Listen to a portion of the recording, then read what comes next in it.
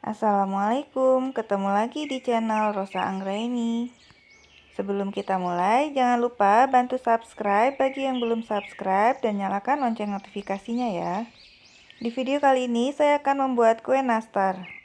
Dan saya akan membagikan tips dan trik supaya kue nastarnya bagus, lembut, glowing, dan tidak retak.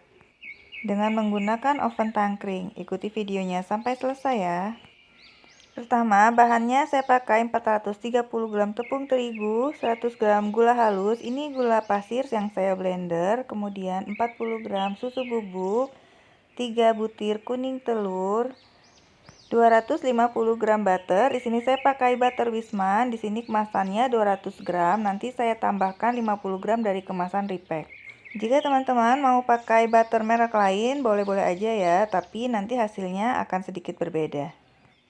Untuk resep lengkapnya bisa cek description box ya. Siapkan wadah yang sedikit besar, kemudian masukkan butter. Ini butternya sudah saya gabung 250 gram. Ini butternya sudah didiamkan selama 30 menit sebelumnya di dalam chiller ya. Kemudian masukkan 3 butir kuning telur. Aduk butter dan kuning telur menggunakan mixer. Di sini saya pakai mixer, tapi teman-teman bisa pakai whisker atau diaduk manual tanpa mixer ya. Aduk sampai butter dan telurnya tercampur dengan rata. Mixer dengan kecepatan paling rendah.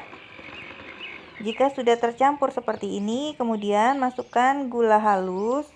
Untuk gula halus, di sini saya memakai gula pasir 100 gram lalu saya blender. Tapi kalau teman-teman mau pakai gula halus langsung juga boleh.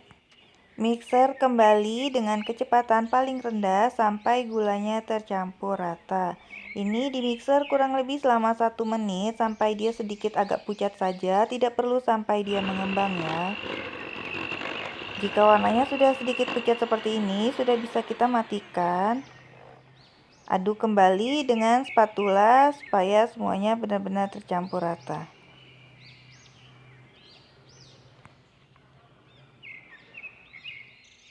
Kemudian masukkan susu bubuk. Ini sebelumnya susu bubuknya kita ayak terlebih dahulu supaya susunya halus dan tidak bergerindil.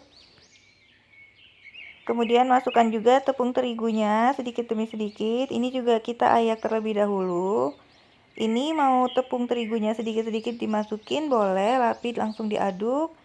Atau mau langsung semuanya juga tidak apa-apa. Ini takarannya menurut saya sudah sangat pas ya untuk 430 gram tepung terigu. Tapi jika dirasa teman-teman adonannya masih sedikit keras, boleh tambahkan sedikit butter. Tapi di sini saya untuk takarannya adonannya sudah benar-benar pas, tidak kekerasan dan juga tidak terlalu lembek. Kemudian ini saya aduk kembali dengan tangan karena dengan spatula sudah sedikit berat. Aduk sampai dia tercampur aja, aduknya dengan pelan-pelan. Pengadukannya tidak perlu terlalu kuat ya, asal aja yang penting tepungnya sudah tercampur dan sudah bisa kita bentuk menjadi sebuah adonan. Ini coba saya ambil satu seperti ini dan ini sudah bisa kita bulatkan. Nah, ini sudah bagus, jadi dia juga sudah tidak retak, ini sudah pas ya.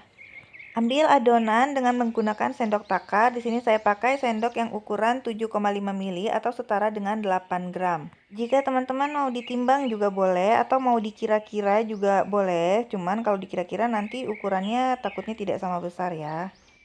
Jika dengan pakai sendok takar seperti ini takarannya akan sama rata dan ini bisa kita rapikan seperti ini jika ada bagian yang lebih. Kalau adonannya diukur dengan sendok takar seperti ini lebih cepat selesainya daripada ditimbang satu-satu menurut saya ya.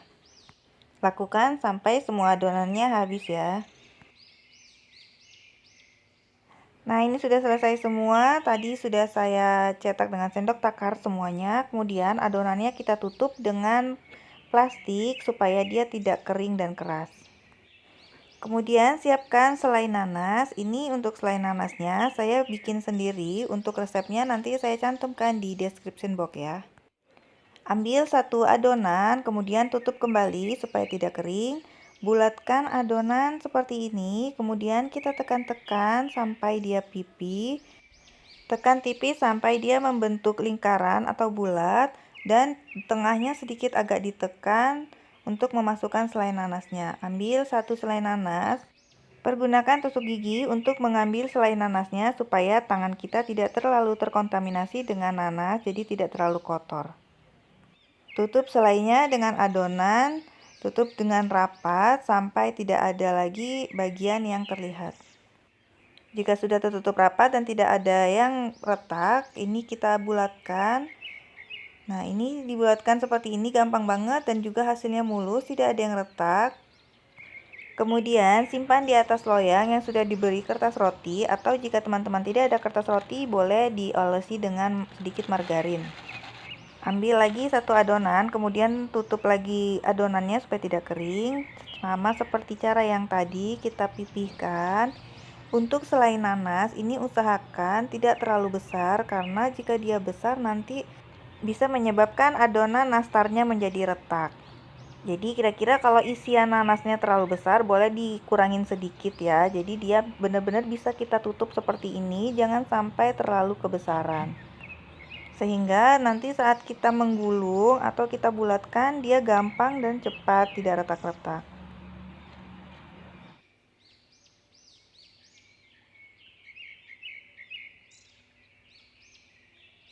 Jika takaran adonannya pas, butternya pas, juga ini gampang banget ya kita cetaknya dan juga bisa membuat kita lebih cepat untuk mencetaknya. Lakukan sampai semua adonannya habis tercetak ya. Nah, ini sudah selesai saya masukkan semua isian nanasnya dan ini siap untuk kita panggang. Sebelum kita oven, ini pastikan ovennya sudah kita panaskan terlebih dahulu selama 5-10 menit. Kemudian masukkan kue nastarnya ke rak yang paling bawah dulu. Ini panggang selama 15 menit. Setelah 15 menit, kemudian kita naikkan ke rak yang paling atas. Dan ini akan kita panggang lagi kira-kira selama 10 menit. Nah, ini cara mengoven pakai oven tangkring. Untuk loyang kedua juga saya masukkan ke rak yang paling bawah. Dan seperti yang tadi, yang rak atas 10 menit, yang rak bawah 15 menit kita panggangnya. Jika sudah, ini sudah 10 menit yang atas. Kemudian untuk yang atas akan saya keluarkan.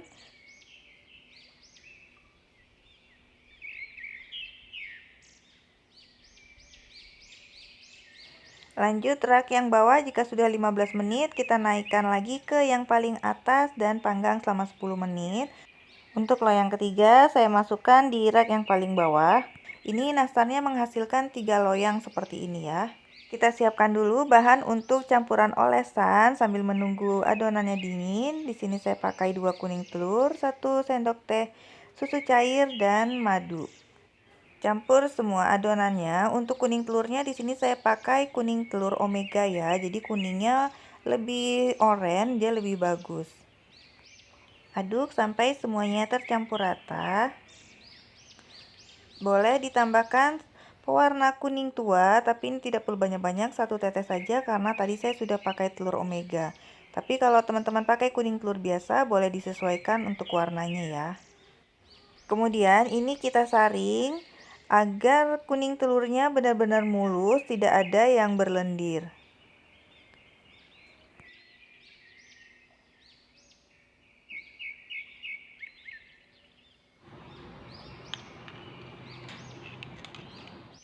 Kemudian ini tadi loyang yang pertama sudah dikeluarkan, ini sudah benar-benar dingin. Ini harus ditunggu sampai benar-benar dingin ya, baru kita oles. Oles nastarnya satu persatu. Ini untuk olesan pertama karena saya akan mengoles nastarnya sebanyak 2 kali. Untuk hasil yang lebih bagus, sebaiknya teman-teman mengolesnya sebanyak 2 kali ya. Nanti hasilnya dia lebih glowing dan lebih kuning. Tapi kalau teman-teman mau cuma 1 kali oles juga tidak masalah, atau mau 3 kali juga boleh. Tapi untuk ngoles yang kedua atau ketiga kalinya tetap harus menunggu kering dulu ya. Hasil nastarnya setelah kita panggang juga bagus dia ya, tidak melebar.